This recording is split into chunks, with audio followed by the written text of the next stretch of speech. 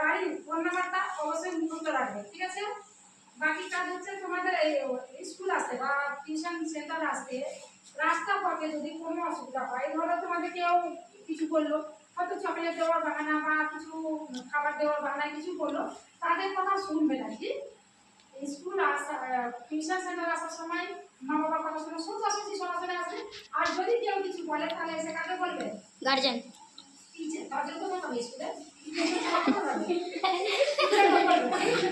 আর যদি বাড়ি যাওয়ার সময় যদি কেউ কিছু বলে তাকে কাকে বলবে? এবার গার্জেনকে বলবে। তাহলে বাইরের লোকের কথা এক কথায় আমরা শুনবো না, ঠিক? আর কারো কিছু দেওয়া আমরা খাবো না, ঠিক?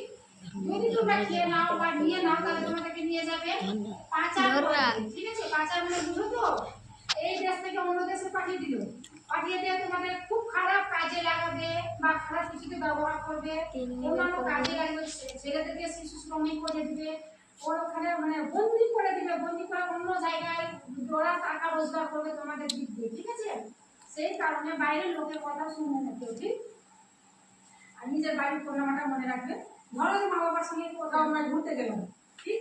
তখন আমি হারিয়ে গেলাম, হারিয়ে যা ভিড়ের মধ্যে হারিয়ে গেলাম, এবার কি করে কন্ট্যাক্ট করবে বাড়ির সঙ্গে? যদি ফোন নাম্বার ঠিকানা যদি মনে রাখো তাহলে তোমাদেরকে কেউ মানে ইয়ে করতে পারবে না, মানে হারাবে না, তোমরা তোমাদেরকে পেয়ে যাবে, ঠিক আছে? একটা নম্বরে হয় না, 3-4টা নম্বর মুখস্থ রাখতে হবে। কেন এক নম্বরে ঢোকে ফোন উঠাচ্ছে না, 4-5টা নম্বর না 6টা নম্বর মুখস্থ। তোমরা থেকে বিরত থাকবে, মানে বাল্য বিবাহে তোমাদের চোখের সামনে একটা কারো হচ্ছে, তোমাদের হচ্ছে না, কারো হচ্ছে, সেইটা যদি এই নাম্বার বা আমার সঙ্গে কন্ট্যাক্ট করে যদি জানিয়ে দাও তাহলে ওই বিয়েটা যদি বন্ধ করা যায় তাহলে অনেকটা ভালো হবে। কি ভালো হবে?